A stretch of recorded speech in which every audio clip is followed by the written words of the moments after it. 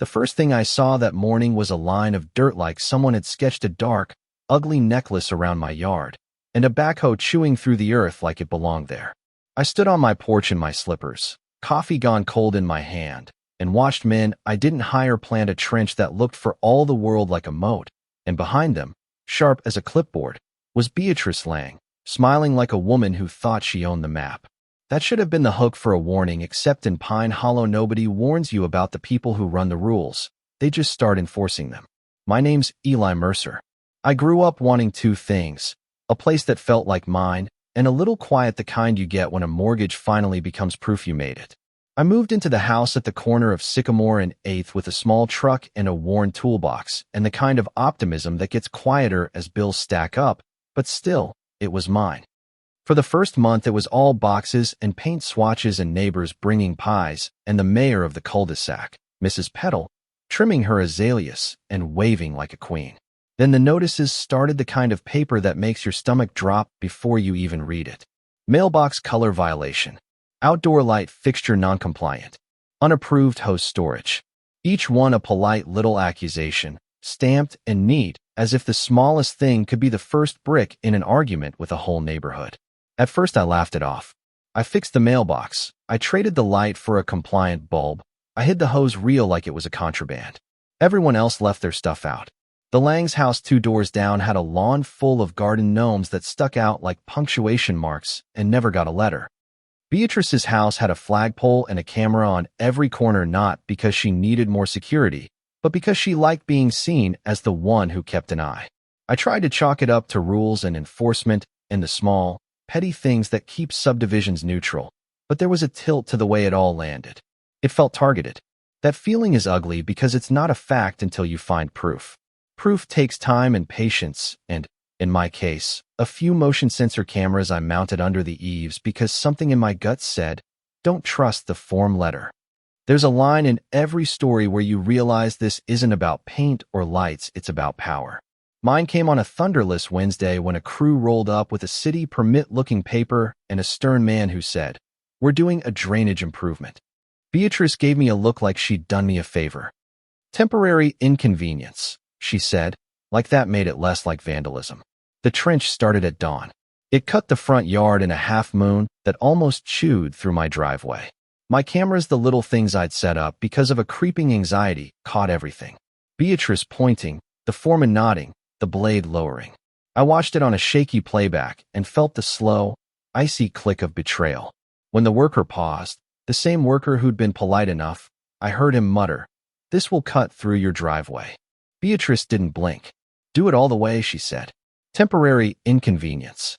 There's a part of me that's mild-mannered on purpose. I like the idea that people can fix things amicably. So I tried. I went over the hedge the next afternoon and knocked on her door like a neighbor with a question.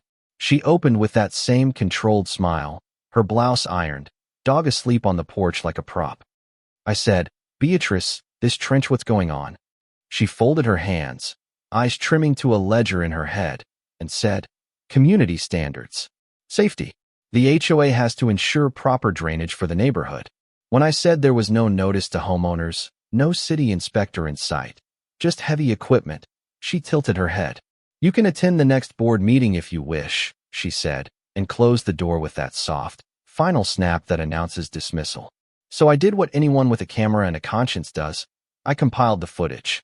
I showed it to a few neighbors I trusted: Tommy, who owns the bakery on Main, and June and Harold across the street, who'd lived here longer than Beatrice had been a name in our directory. Faces changed when they watched. Some were embarrassed, some were angry, most were afraid. The thing about small-town power is not that people like being cruel, it's that cruelty hides under the guise of order. Beatrice had rules, and rules are easy to hide behind when you don't have to apply them evenly. The HOA meeting was a theater of smiles and soft chairs. I walked in with my laptop like a man carrying evidence to a jury no one thought would care to listen. I played the raw footage, no edits, no drama added, and the room went from comfortable to vertical in the span of a heartbeat. Beatrice laughed once, a small sound like a placed coin, and said, "Selective editing could misrepresent context." That's the trick. You're never allowed to be blunt when the people you whistle blow against get to define what counts as truth. But you also can't argue with a picture of a woman pointing while men dig a trench that turned your front yard into a ditch. After the meeting, things split like a seam. There were people who stood up and said they'd seen similar things, neighbors who had drafts in their records that matched my story, and then the pockets of the street that turned their backs as if silence could bury what video had revealed. The local paper, a guy named Marcus who writes late and cares about the corners of this town, put the footage on his site. The thing about the internet is brutal and fair at once. It's not worried about your place in the community ledger.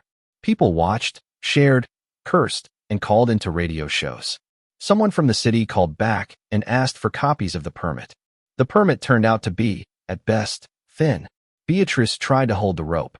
She called a special meeting, used every PDF power trick, stern letters, procedural delays, a spreadsheet full of grievances about procedure.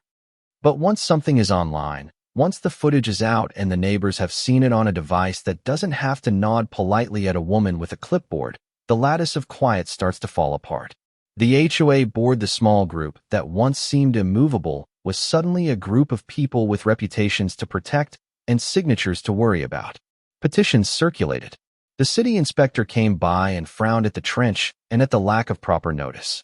The contractor, who'd seemed so intent on following orders, suddenly remembered he'd been told to fill it in if anyone complained. Small men who do the dirty work want nothing to do with the politics. They want a paycheck and a clean conscience. The climax, if you want to call it that, was less dramatic than in the movies and more satisfying in the way a scab comes off and reveals clean skin. There was a meeting that doubled as a reckoning, and Beatrice, for the first time, could not point to a statute that covered what she'd done. She had a motive: control, vanity, perhaps a bruised sense of stewardship that turned personal, but she had no lawful anchor. Members of the board resigned, some quietly with apologies that read like they'd been through a small war, others with an affidavit. The city demanded remediation. Crews returned to fill the trench, to put soil back like an apology. Neighbors came with shovels and cups of lemonade, there's always lemonade, and filled the yard in a kind of communal repair that looked more like a neighborhood than any rulebook ever had. Walking the block the week after, the grass still scarred but green at the edges, I felt something I didn't expect: complicated relief. The most intimate part of all this wasn't about the trench or the fines, it was about what it did to the way the street breathed. For weeks people had kept their curtains closed. For weeks polite nods had been the only neighborly currency. After the repair, some people spoke, some didn't. A few doors had new security cameras, and I know how that sounds suspicious or ironic, but they were different now, installed for real reasons. I caught Tommy across the street knocking on June's door, offering her a pie and an apology for not speaking up sooner. That was the part one hadn't earned but appreciated.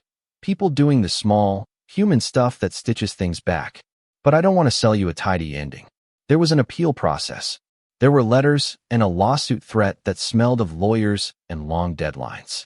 Some people whispered that Beatrice had been doing this to others for years, a pattern the board had tacitly accepted. Others said she'd been protecting the value of homes, playing the long game of property lines like a chess master who forgot he was humiliating people. The point is, justice is messy. Sometimes it's fast and loud. Sometimes it's a quiet refund for a damaged driveway. Sometimes it's a neighborhood remembering how to talk to one another again, with less fear and more scrutiny. If you're watching this and you live in a place where a small authority can make a big life smaller, listen to the part of you that says, check the footage, save the emails, don't let the polite voice push you off the porch. And if you're someone who's ever found yourself in a position like Beatrice's, signed up for community responsibility only to let it become personal power, ask yourself if rules are serving the people or if people are serving the rules. We like to think power is about enforcement, but at the end of the day, it's about trust. An HOA board that keeps secrets is a neighborhood with a cough you can ignore until it becomes a fever. So here's where I leave it. The trench is filled, the paperwork is ongoing, and Pine Hollow has a scar that will fade but not quite disappear. I walk my dog past the house sometimes, and I see Beatrice tending to her garden, and I wonder what it feels like to try to step back from being the woman with the answers. I don't know if she'll ever admit how much of her behavior was about pride or fear, and maybe she won't. Humans are full of small, tidy denials.